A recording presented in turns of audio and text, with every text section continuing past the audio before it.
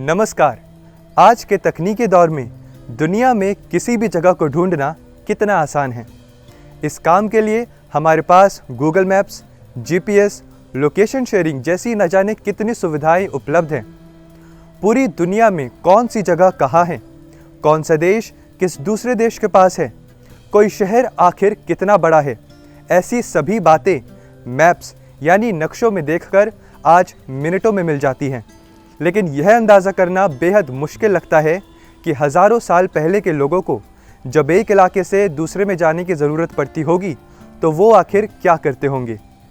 हम उस दौर की बात कर रहे हैं जब मानव सभ्यताएं दुनिया के अलग अलग कोनों में विकसित होना शुरू ही हो रही थी।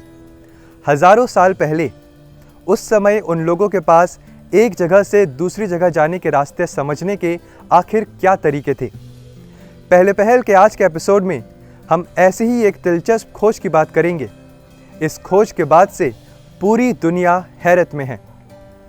दरअसल पुरातत्व शास्त्रियों ने मानव इतिहास का सबसे पहला 3D नक्शा खोज निकाला है।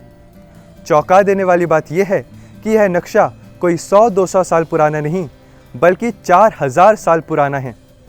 हालांकि दुनिया का सबसे पहला नक्शा तो आज से 9000 साल पहले प्राचीन शहर चैटलयुग की दीवारों पर बना हुआ मिल चुका है, लेकिन इस नई खोज में शोधकर्ताओं ने इतिहास का सबसे पहला 3D नक्शा खोज निकाला है। खुदाई में मिले इस नक्शे पर हुए शोध से कई रोमांचक बातें पता चल रही हैं। सबसे पहली तो यही है कि 4000 साल पहले मानव ने किसी जगह के आकार को उसके उभारों के साथ दर्शाने का हुनर हासिल कर लिया था। बिल्कुल उसी तरह जिस तरह आज हम मॉडर्न सिटीज़ के मास्टर प्लान या 3D मॉडल देखते हैं। इस नक्शे पर शोध कर रहे विश्व प्रसिद्ध पुरातत्व शास्त्रियों ने हाल ही में bulletin of prehistoric French society में प्रकाशित अपने शोध से इस नक्शे के बारे में कई सनसनीखेज जानकारियां उजागर करी हैं।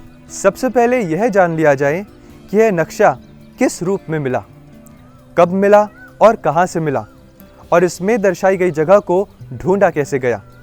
सेंट बेलिक्स स्लैब के नाम से मशहूर कांस युग में पत्थर पर उकेरा गया यह नक्शा सन 1900 में फ्रांस के फिनिस्तेर इलाके से एक प्राचीन कब्रगाह की पुरातात्विक खुदाई में मिला था। इसकी खोज एक स्थानीय पुरातत्व शास्त्री पॉल दू शैटुलिए ने की थी, लेकिन तब इसके ऐतिहासिक महत्व को ज़्यादा समझने की कोशिश नहीं की गई और लगभग 100 सालों तक पत्थर की यह दुर्लभ स्लैब एक जगह से दूसरी जगह तक ले जाई जाती रही। सन 1924 में फ्रांस के नेशनल एंटिक्विटीज़ म्यूजियम ने इसे खरीद लिया था, लेकिन तब इसके पुरातात्विक महत्व का अंदाज़ा न होने के कारण कई दशकों तक इसके ऐतिहासिक महत्व को समझा नहीं जा सका। करीब 100 साल बाद रिसर्चर्स इवान पेलर और क्लेमेंट निकोलस ने एक पुराने आर्टिकल में इसके बारे में पढ़कर इस नक्शे की तलाश शुरू की और सन 2014 में उन लोगों ने फ्रांस के एक पुराने किले के तहखाने में इस नक्शे को ढूंढ निकाला। खोजबीन के बाद पता चला कि यह नक्शा फ्रांस के एक इलाके का ही है।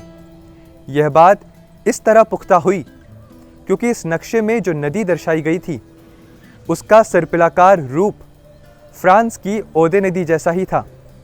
वैसे तो फ्रांस में मिले इस नक्शे के पहले के भी नक्शे उपलब्ध थे, लेकिन स्केल पर एक भौगोलिक क्षेत्र को उसके उभारों के साथ यानी 3D रूप में दर्शाने का यह सबसे पहला उदाहरण था।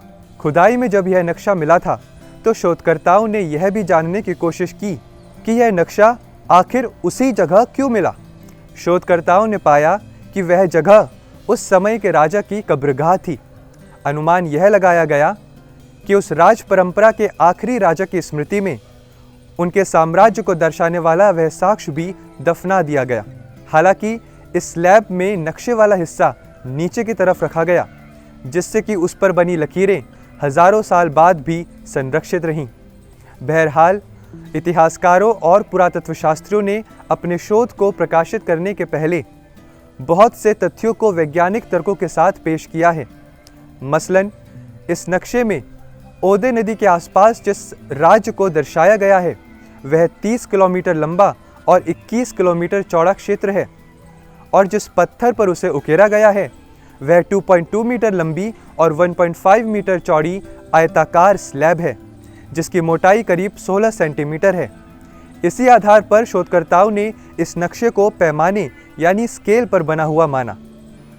जिस पत्थर पर इसे उकेरा गया है उसका वजन 1000 किलोग्राम है। यह सवाल उठता है कि इस आकृति को नक्शा ही क्यों माना गया, क्योंकि ऐसे ही पत्थरों पर बने कई चित्र खोजकर्ताओं को समय समय पर मिलते ही रहते हैं। मसलन डेनमार्क में भी 5000 साल पुराना एक नक्शे जैसा चित्र मिल चुका है। शोधकर्ता इस सवाल के दो जवाब देते हैं। पहला तो यह है कि इसके पहले जितने भी नक्शे मिले उन्हें एक चित्रकला ही माना जाता है, क्योंकि उनमें अपने इलाकों की स्केलिंग का ध्यान नहीं रखा गया, जबकि सेंट बेलिक्स लैब में स्केलिंग दिखाई देती है।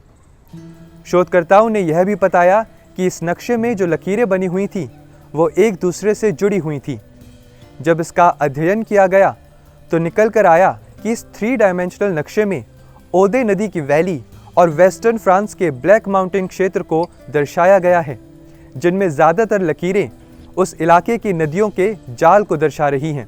यह बात तब और पुख्ता हो गई जब फोटोग्रामेट्री और 3D सर्वे से निकल कर आया कि इस नक्शे में जो चीज़ें दिखाई गई हैं वो उस इलाके की टोपोग्राफी से 80% तक मैच करती हैं। शोधकर्ताओं के मुताबिक इस नक्शे को करीब 1900 ईसा पूर्व से 1650 ईसा पूर्व के बीच बनाया गया। भारत के लिहाज से देखें तो यह हड़प्पन सभ्यता का दौर था। शायद यही वजह रही कि इस खोज ने दुनिया भर के शोधकर्ताओं को हैरत में डाल दिया। इतने साल पहले एक ऐसी विकसित प्रणाली मानव ने बना ली थी, इस बात की कल्पना करना मुश्किल लगता है। यह उस समय के मानव की नक्शा नवीसी यानी कार्टोग्राफिकल हुनर को भी बताता है। उम्मीद है आपको भी दुनिया के सबसे पहले 3D नक्शे की यह जानकारी रोचक लगी होगी। हम फिर लौटेंगे एक नए पहले पहल किस्से के साथ। धन्यवाद।